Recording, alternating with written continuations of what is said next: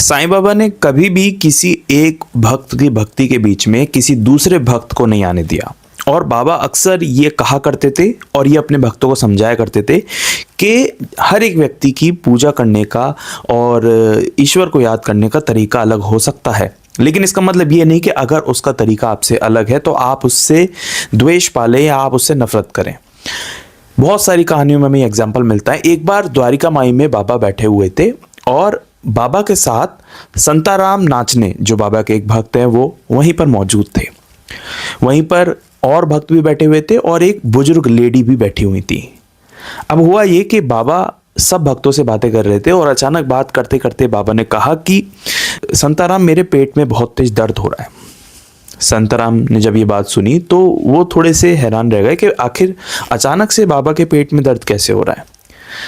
फिर बाबा बोलते हैं कि इसका कुछ इलाज करो, इसका कोई उपाय करो। वहीं पर जो पास में एक लेडी बैठी होती हैं, जो बाबा की भक्त होती हैं, वो कहती हैं कि बाबा, अगर आप इजाज़त दें तो मैं अपना एक नुस्खा आजमाना चाहूँगी। बाबा ने कहा कि बिल्कुल। वो वहाँ से द्वारका माई से जाती हैं और बाहर जाने के बाद ईंट, जो ब्रिक होती है, उसको गरम ईंट, क्योंकि वो धूप में रखी रखी गरम हो चुकी थी, तो उस ईंट को उठाकर लेकर आती हैं और वो बाबा को बोलती हैं कि ये आपके मैं पेट पर इससे सिकाई करूँगी।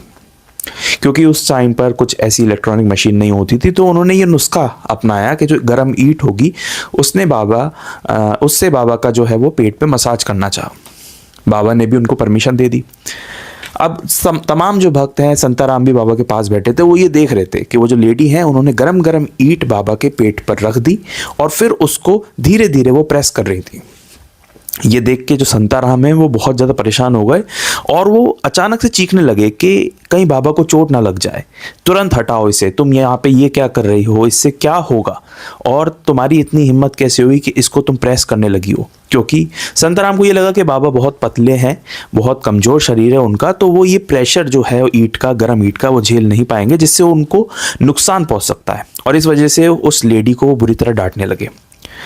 इसी बीच बाबा ने संताराम को चुप कराया और उनसे कहा कि तुम्हारी बीच में तुमने नुस्खे के टोका कैसे, और तुमने किस तरीके से इस महिला से बात की और इसको रोका।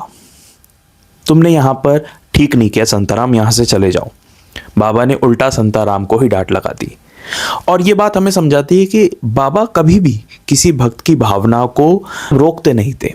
ये आप भी जानते हो, ये मैं भी जानता हूँ कि ऐसा संभव ही नहीं कि ऐसी कोई समस्या हो जो बाबा सॉल्व नहीं कर सकते हो और उनको पेन हो। जो फिजिकल बॉडी थी वो बस लोगों के लिए थी, तो उसमें दर्द होना ये तो संभव ही नहीं। एक भक्त की भावना अगर बाबा से किसी अलग तरीके से जुड़ी है तो उसको टोकने का अधिकार किसी और भक्त को नहीं है।